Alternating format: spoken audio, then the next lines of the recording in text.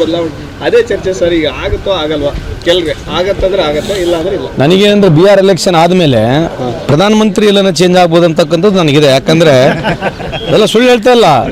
ನಿತೀಶ್ ಬಾಬು ಅವರು ಏನಾದ್ರು ಸೋತ್ರೆ ಈ ದೇಶದ ರಾಜಕಾರಣ ಅಲ್ಲಿ ಕ್ರಾಂತಿ ಆಗ್ತಕ್ಕಂಥ ಸಾಧ್ಯತೆ ಕಾಣ್ತದೆ ನನಗೆ. ಯಾಕಂದರೆ ಚಂದ್ರಬಾಬು ನಾಯ್ಡು ಅವ್ರಿಗೆ ಆಲ್ರೆಡಿ ಒತ್ತಡ ಸ್ಟಾರ್ಟ್ ಆಗಿದೆ. ಆಮೇಲೆ ನಿತೀಶ್ ಬಾಬು ಅವರು ಕೂಡ ಒತ್ತಡ ಈಗ, ಯಾಕಂದರೆ ಅವರಿಗೆ ಮೋಸ್ಟ್ಲಿ ಮೈಯಲ್ಲಿ ಹುಷಾರಿಲ್ಲ ಅವರಿಗೆ. ಹಂಗಾಗಿ ಅವ್ರಿಗೆ ಸುಮ್ಮನೆ ಡಮ್ಮಿಯಾಗಿ ಎಲ್ಲ ಕಡೆ ಯೂಸ್ ಮಾಡ್ತಕ್ಕಂಥದ್ದು ಮೇಲ್ನೋಟದಲ್ಲಿ ಕಾಣ್ತಾ ಇದೆ. ಸೊ ಇವತ್ತು ಎಲ್ಲೋ ಒಂದು ಜಾಗದಲ್ಲಿ ನಿತೀಶ್ ಬಾಬುಗೆ ಮುಳುಗಿಸ್ತಕ್ಕಂಥ ಕೆಲಸ ಬಿ ಜೆ ಪಿಯಲ್ಲಿ ಮಾಡುತ್ತೆ. ಅದರ ಜೊತೆಗೆ ಎಲ್ಲರಿಗಿಂತ ಹೆಚ್ಚಾಗಿ ಅಲ್ಲಿ ಇವತ್ತು ಈ ಬಾರಿ ಬಿ ಜೆ ಪಿಯಲ್ಲಿ ಸೋಲ್ತಕ್ಕಂಥ ಸಾಧ್ಯತೆ ಭಾಳ ಕಾಣ್ತಾ ಇದೆ. ಅದಕ್ಕಾಗಿ ಆ ಭಯದ ವಾತಾವರಣದಲ್ಲಿ ಸನ್ಮಾನ್ಯ ಪ್ರಧಾನಮಂತ್ರಿಯವರು ನಮ್ಮ ಹೆಣ್ಮಕ್ಳ ಅಕೌಂಟಿಗೆ 10,000 ರೂಪಾಯಿ ಕೊಟ್ಟು 7,500 ಕೋಟಿ ಅವೆಲ್ಲ ಹಂಚ್ಬಿಟ್ಟಿದ್ದಾರೆ. ಅದು ಆ್ಯಕ್ಚುಲಿ ಓಟಿನ ದುಡ್ಡೇ ಕೊಟ್ಟಿರೋದು, ಓಟಿಗಾಗಿ ದುಡ್ಡು 7,500 ಕೋಟಿಯನ್ನು ಕೊಟ್ಟಿದ್ದಾರೆ. ಓಟಿಗಾಗಿ ದುಡ್ಡು ಕೇಳಿರೋದು. ಯಾಕಂದರೆ ವಿಶ್ವಗುರು ಆಗಿ 25 ವರ್ಷ ಬಿ ಜೆ ಪಿ ಆಡಳಿತದಲ್ಲಿ ಅಲ್ಲಿದ್ದು 10 ವರ್ಷ ಕೇಂದ್ರದಲ್ಲಿದ್ದು ಕೆಲಸ ಯಾವ ರೀತಿ ಆಗಿದೆ ಅಂತಂದರೆ ಇವಾಗ 10,000 ಕೋಟಿ ಕೊಟ್ಟು ಹೆಣ್ಮಕ್ಳು ಓಟ್ ತೊಗೊಳ್ತಕ್ಕಂಥ 10,000 ರೂಪಾಯಿ ಒಂದು ಓಟಿಗೆ ಕೊಟ್ಟು 7,500 ಕೋಟಿ ಖರ್ಚು ಮಾಡಿ ಇವತ್ತು ಓಟ್ ಕೇಳ್ತಕ್ಕಂಥ ಪರಿಸ್ಥಿತಿಯಲ್ಲಿ ಬಿ ಜೆ ಪಿ ಬಂದಿದ್ದರೆ, ಇದು ಯಾವುದೇ ಒಬ್ಬ ಒಂದು ಸ್ವಲ್ಪ ಇಷ್ಟು ಮಟ್ಟಿಗೆ ಸ್ವಾತಂತ್ರ್ಯ ಬಂದಾಗಲಿಂದ ನಮ್ಮ ತಾತ, ನಿಮ್ಮ ತಾತ, ನಿಮ್ಮ ಮುತ್ತಾತ, ನಮ್ಮ ಮುತ್ತಾತ, ನಮ್ಮ ಮೊಮ್ಮಕ್ಕಳು ಇಲ್ಲಿವರೆಗೆ ಬಂದಿದ್ದಾರೆ. ಇಂಥ ಒಂದು ನಿರ್ದೇಶನ ಎಲ್ಲ ಇರ್ಬೋದಾ? ಇಂಥ ಒಂದು ವ್ಯವಸ್ಥೆಯಲ್ಲಿ, ಇಂಥ ಒಂದು ಪ್ರಜಾಪ್ರಭುತ್ವ ವ್ಯವಸ್ಥೆಯಲ್ಲಿ ಕೇವಲ 2 ತಿಂಗಳ ಚುನಾವಣೆ ಇದೆ.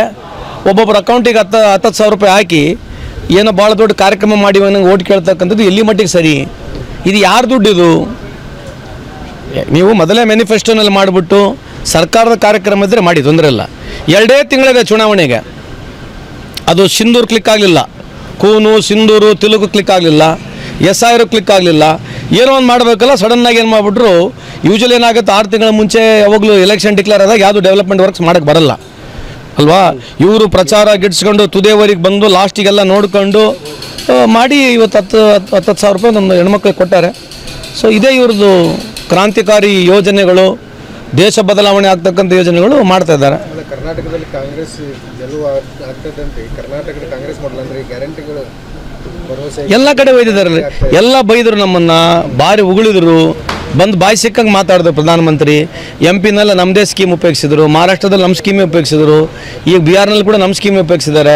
ಎಲ್ಲ ರಾಜ್ಯಗಳು ನಮ್ಮ ಸ್ಕೀಮೇ ಉಪಯೋಗಿಸ್ತಾ ಇದ್ದಾರೆ. ಅವರಿಗೇನು ಡೌಟ್ ಇಲ್ಲಲ್ಲ. ಸರಿ, ಇನ್ನೊಂದು ಸಭ್ಯತೆ ರಾಜಕಾರಣ ಅನ್ನೋದು ಒಂದು ಸಾಕಷ್ಟು ಚರ್ಚೆ ಆಗ್ತಾ ಇದೆ.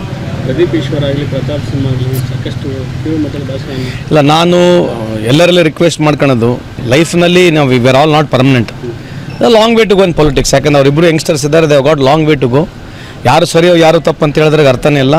ಐ ರಿಕ್ವೆಸ್ಟ್, ಈ ಥರ ಮಾತಾಡೋದ್ರಲ್ಲಿ ಸರಿಯಲ್ಲ ಅಂತ ನಂದು personal as a friend, as a brother, I would rather request them to refrain from such discussions.